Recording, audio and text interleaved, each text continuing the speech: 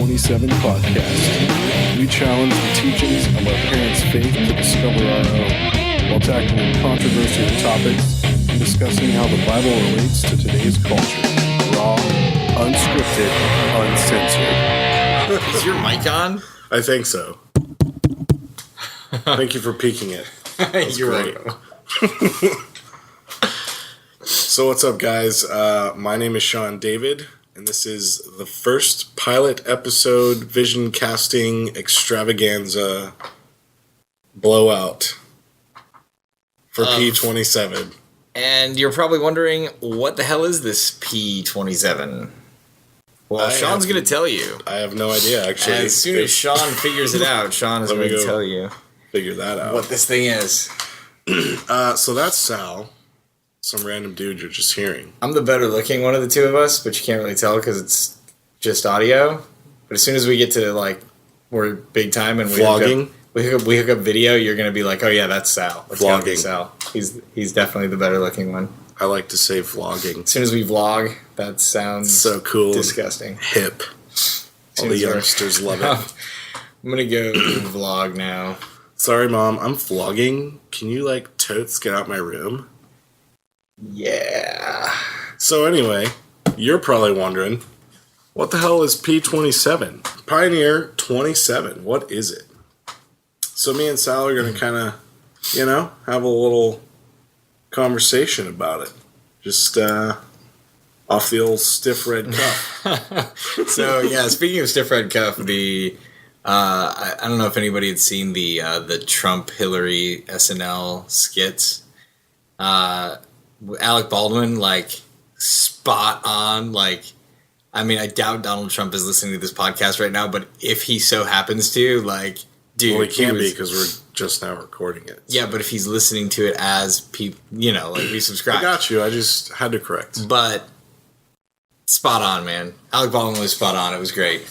I agree. Really, really enjoyed it. I thought it was very funny. I agree. And almost scary true to life. Yeah. So anyway. Couldn't have picked anyone better. No. So speaking of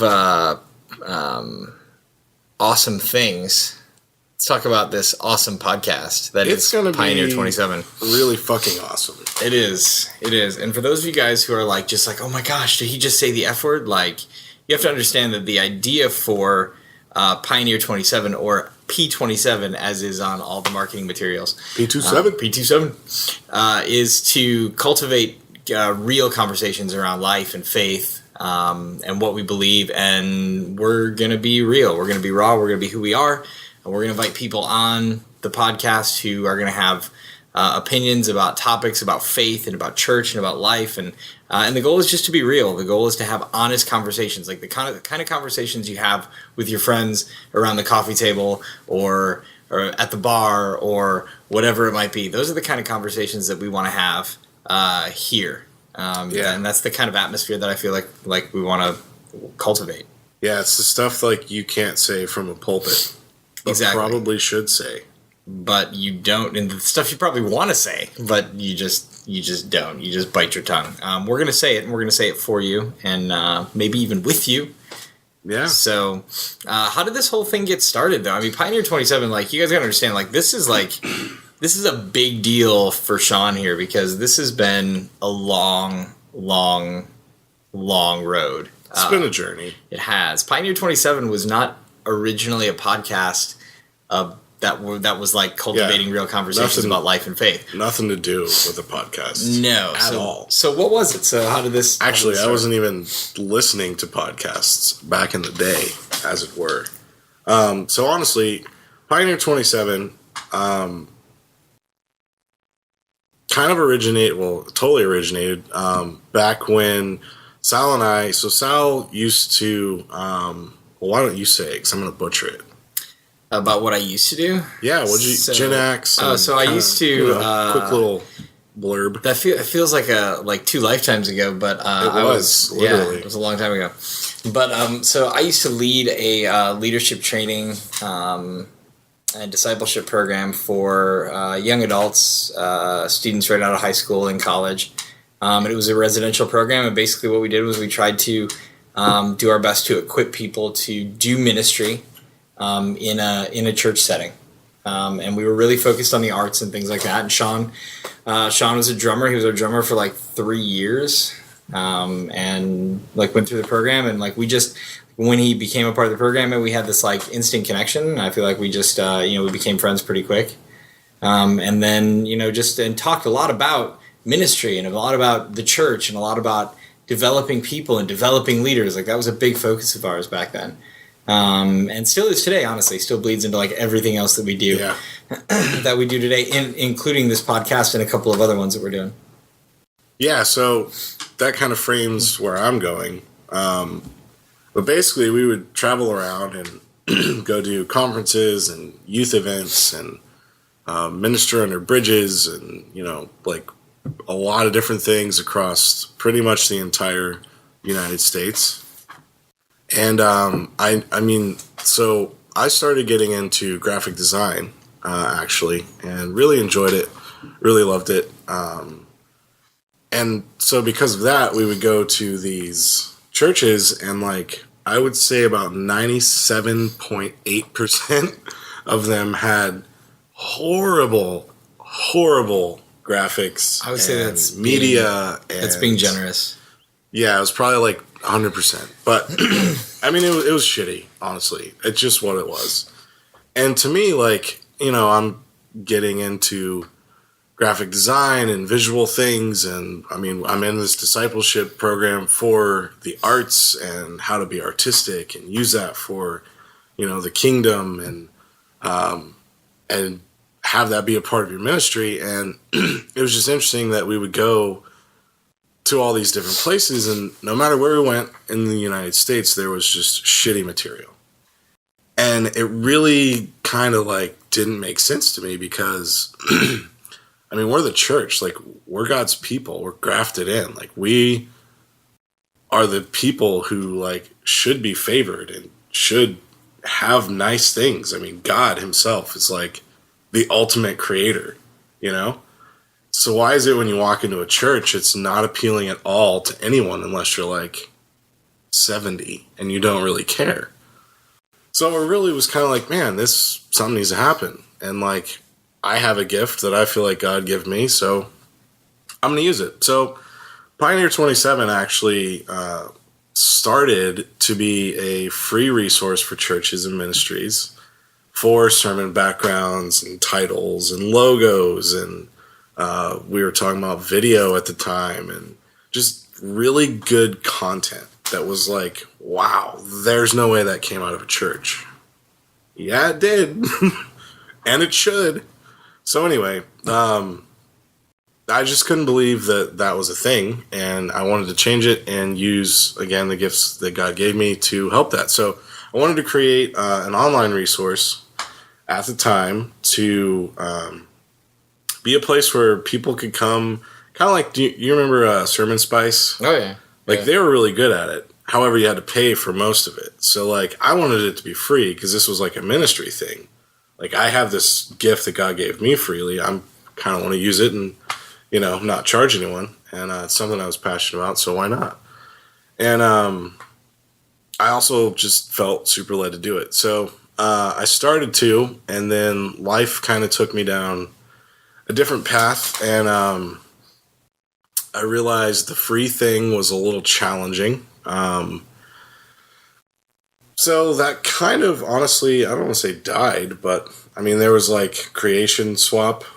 They were originally called Creative CMYK or something. Creative MYK. Yeah. So I created a page there and was trying to push out content, and they've changed completely, and still a cool place for resources.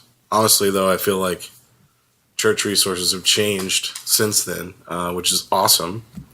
But so that was the original thing for Pioneer 27. And at the time, I was 27 years old, and I felt like I was pioneering something in the church movement, the overall church, as we call it. So that's kind of where Pioneer 27 came up, and I made this really cool logo that I thought was sweet. And I used the spade researched the spade, and I was like, oh man, that's really cool. Like, it's an early tool, like, to dig. And I was like, that's so cool, because, like, I'm trying to, like, change church media, and, like, I'm really, digging in and doing this thing for, this really good godly thing. And anyway, created this logo. It was pretty sweet. If you have seen anything now with P27 on it and there's a spade, that's like the original thing. Same thing. So pretty cool. So anyway, yeah, that kind of didn't go anywhere. I got caught up in life and getting a job, and that whole thing. I ended up moving from where I was and spent a couple of years not caring about anything other than myself, which is really shitty. And man, it's only by the grace of God that, like, I'm sitting here doing this thing in Detroit, Michigan, one of the best cities I've ever lived in. What? Detroit? And yeah, so it's really kind of crazy. So we were at a fast forward to, I don't know, a couple months ago, we were leading a youth conference in around Chicago. And one of my really good friends from back in the day was there. Actually, we were all leading together, so it was really fun. God moved. It was awesome. And so here we are, like, pouring out to these kids and letting God use us and however he wanted, and it was an awesome time. And I had kind of been thinking about the whole podcast thing, and let's create conversation around things that people don't want to talk about or feel like they can't talk about, or, like, what is faith and what is it today, and what's okay and what's not okay, and really challenging a lot of things and through conversation. So one of my good friends, Nolan, was like, man, I was just like, worshiping in the back. And he's like, you got up and, you gave this word. And he's like, dude, I really just felt like you need to start a podcast. And I'm like, well, that's kind of funny. Cause, like, I've been thinking about that for, like, probably a good month or two and kind of praying about it. So I did a little bit more praying, and I really felt like, this is a God thing. So honestly, like, the vision is the same. And I want to create now conversations instead of graphics. So the vision to resource churches hasn't changed. The vision to resource people in the church hasn't changed. It's the same thing, but looking now toward giving people, like, authentic dialogue and conversations that that are around topics of life and faith, and and kind of opening dialogue and asking questions that people, like, want to ask, but maybe they don't ask, or maybe they haven't even thought to ask because they're just like, I mean, we believe in, and I know me personally, and Sean and I have talked a lot about this, like, we have this belief in, like, challenging your faith. Like, you don't own your faith until you own your faith. It can't be your parents' faith. It can't be your grandparents' faith. It's got to be your faith. You can't just be, well, I go to church on Sundays because my mom took us to church on Sundays, and so this is just what we do. And when it's like, well, like, why do you pray? Why do you this? Why do you that? And you're, at the end of the day, if the only answer to those questions you have is, I don't know, well, then it's not your faith. You're just borrowing it from somebody else. Yeah. So I think the challenge is to have these topics of conversations, to ask questions that other people either are asking but aren't asking out loud, or aren't asking, or don't know to ask, or haven't wanted to ask, and really just talk about it and hash it out. And maybe we come to a conclusion. Maybe it ends open-ended and we don't have a conclusion, but we at least, like, started this dialogue and started this conversation to lead people toward this discovery of what it means to be a true, authentic follower of Jesus, follower of Christ. Yeah, and I mean, so to the conversation part and, like, challenging your faith, and, like, almost to a liberal stance of, like, question everything. Because when you question everything, like you said, you have to be able to defend it. And unless you're asked or confronted to why you believe something, or why you do a certain thing, or why you don't do a certain thing, like, until you are confronted in that moment to actually have a conversation and say, this is what I believe and this is why, for myself, through a biblical lens, obviously, but not just out of ritual or religious bullshit. So I found myself having these really cool and raw conversations with friends who are honestly mostly in ministry in a traditional church setting, like the quote-unquote box church. That's their paycheck. That's what they do every single day, just about. And there's nothing wrong with that, but there's a lot in church culture today that's honestly kind of backwards, just as like when the realization came to me, like, man, why do all these churches have horribly sucky graphics and images and honestly sometimes music, and just why is media lacking? I mean, we are the kingdom. We should have the best.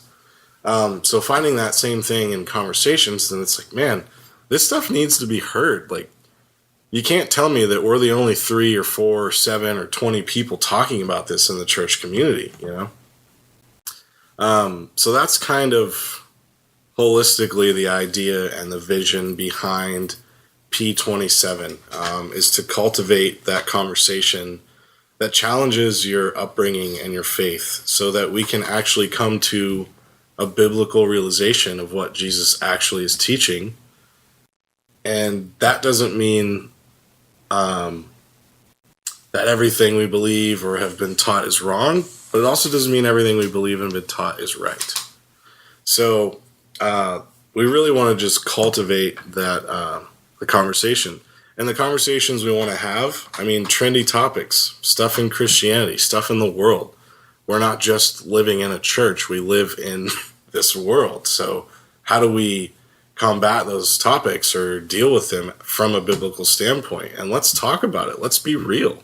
You know, I know like when the Target thing happened in the bathrooms, I mean, how many nights did we sit around just like going back and forth? And like that stuff needs to be heard. Like people need to hear a real, not argument, but what am I looking for here? Like they need to hear like a real conversation around like, why is it wrong to have a unisex bathroom or transgender bathroom? Like, let's talk about that. Yeah. Does that mean I should never shop at Target? I mean, we're not going to get into that, but just as an example. The thought is that like there are sometimes I feel like that we do things or we follow after certain things because we're following the crowd or we're following like what we've been told or we're following something, just kind of blindly following after it. And I think that, with the topic of faith, with the topic of like what does it mean to be a Christian today, in 2016 and in the U.S., like what does that mean? Like what does that look like? And I mean, the things that we face now are not the same things that we faced, 50, even like, 10, 20 years ago. Like the conversations are different. Like the like culture is different. I look at like I have kids. Like I have 4 kids, and I know everybody's like, "Oh my God, 4 kids!" Like, yeah, I have 4 kids, and like they range in age from 2 to 13. And my 13-year-old is going into high school next year. Is like I'm looking at her and like looking at the things that she confronts in school, the things that she talks about, the things that she like the media that she ingests, like the things that the things that she has access to, and I'm like, man, I never had that when I was 13 years old. Like, that the world that you live in is completely different from the world that I lived in when I was your age. The conversations are different, and and our faith in Jesus remains the same, but we have to be willing to dive deep into some of these conversations and really like play out, not just like, oh, don't do this because I said, or don't do this because it's wrong, because the common question is, well, why is it wrong? Yeah. And we don't get to that point. We don't get to the point where we'll ask why. We just say, well, and two, don't. Like you told me a story I don't know, like a month ago, a couple weeks ago, whatever it was, about someone carving a turkey or ham. Yeah, okay. What is that? So basically it's like this, and some of you guys have probably heard this before. It's actually a pretty common story, but it was like this, this like, let's say Christmas dinner, So this mother and her daughter are cooking Christmas dinner, and she cuts the butt ends off of the ham, and she puts the ham in the roasting pan or the crock pot or whatever, the roasting pan, puts it in the oven. And the daughter asks the mom, like, why do we do that, Mom? Why do we cut the butt ends off of the ham? And the mom looks at the daughter and she says, I don't know. Like, let me ask your grandmother. And so they get the grandmother on the phone, and they're like, hey, Mom, like, why do we do this? Like, why do we cut the butt ends off of the ham? I just remember seeing you do it when I was a kid. Mm-hmm. And the grandmother says, well, I really don't know. Like, I always saw my mom do it when she was a kid. And the great-grandmother was still alive, and so they call up the great-grandmother and they say, hey, why is it that we cut the butt ends off of the ham? Because we've all just seen it done, but we never really questioned why we do it. And the great-grandmother says, well, I didn't have a pot big enough to fit a whole ham, so I had to cut the butt ends off so that it would fit in there. And so now even here, 3-4 generations later, they're still cutting the butt, even though they have a pot that's plenty big enough to fit this entire ham, they still cut the butt ends off and put it in there just because they're doing what they've seen done generation after generation after generation. When it started for a reason, but that reason is not relevant to where they're at today. Yeah, it changed. And so, like, our faith in Christ doesn't change. Like, our belief in Jesus doesn't change. But the way that we exercise our faith, the way that we share our faith with people in culture and in society today has to change, because people are different, culture is different. The way that people behave and react and believe in culture and in society today is completely different than it was even when we were kids. Totally different world. Completely. And that's like, literally, that is a huge analogy for honestly what the vision is behind Pioneer 27. And this podcast is to call down the 3-4 generations or whatever it may be to figure out, hey, like, why do we believe this? Or why is this the way we do this thing? And then to find out the truth of the matter. Because maybe, that story could have been completely different had the great-grandmother been like, oh, well, it's because there's some toxic thing in the ends of it, and if you don't, then, you're going to eat this raw thing, and you're going to die. Whatever it could have been. Oh, yeah. Like, okay, well, that makes sense. Thank you for saving our lives. I'm still going to cut the butts off or whatever. So really just... But now they're released to be free and eat the butts of the ham. Eat the whole ham. Eat the whole freaking ham. Just eat it. So good. And now you're free to eat your ham. Eat the ham. If you've been cutting the butts off your hams, you should stop. Question why you're doing it. Figure out what that means and how it relates to how you believe today. And if it is not in line with what you know to be true in Scripture and what you believe and how you feel like God is calling you to behave, then just eat the freaking ham. Cook it up. Eat the damn ham. Eat it. I mean, I really don't know what else we could say to really quantify what we're doing. No, I think that really sums it up, man. So, before we get out of here and leave you guys to go cook a full ham, we are going to have guests like all the time, because again, the point is to cultivate conversation. We sit around talking for hours, so you're going to hear a ton of Sal Bono's voice. You're going to hear me, obviously, all the time as well. And some friends and family as well. But honestly, like, we want to hear from you guys too.